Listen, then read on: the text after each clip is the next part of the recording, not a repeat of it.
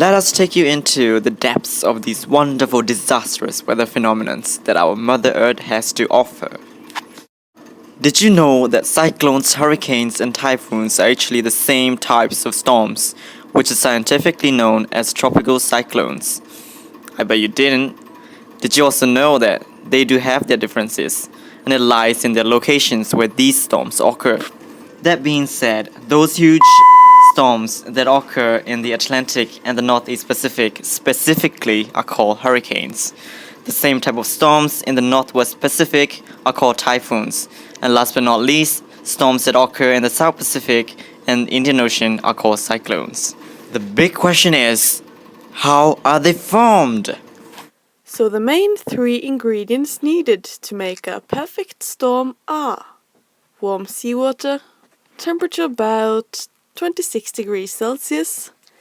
Then we'll need the atmospheric moisture from evaporation, combined with heat and energy to fuel a hurricane.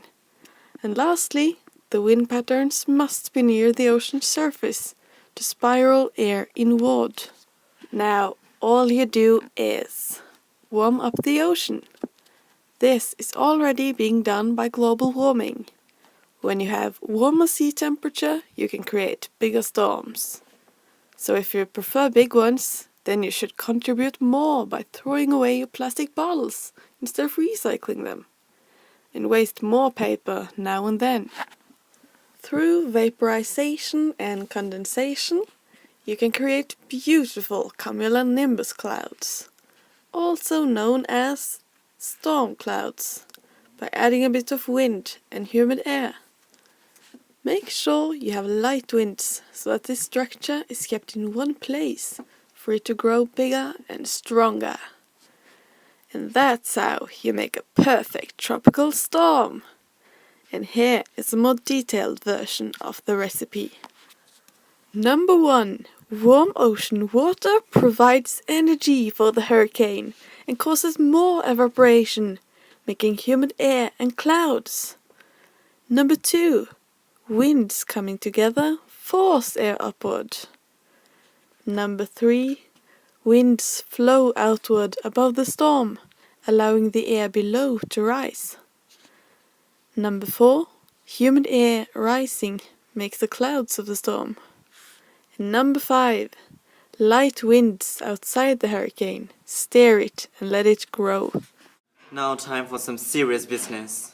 These storms can have some devastating effects on the people who live in its path. Earlier last month, the biggest storm ever recorded in history hit the Philippines. The highest wind speed recorded was 160 miles per hour. That's about 260 kilometers per hour, which was a Category 5, and that's only because there is nothing above Category 5. The devastation was horrendous, especially the poor people who don't have proper shelters. And here's a clip from CNN. Unaware how lucky he is to be alive. During the storm, Jean-Lynn Maniksok sat her son on her head to keep him above the water level while she held on to the roof rafters. All I hear, many cry, many people crying. Many people say, help, help. She lost her husband and many other relatives. No, I don't know where we go. The most important thing, we can survive. That's all.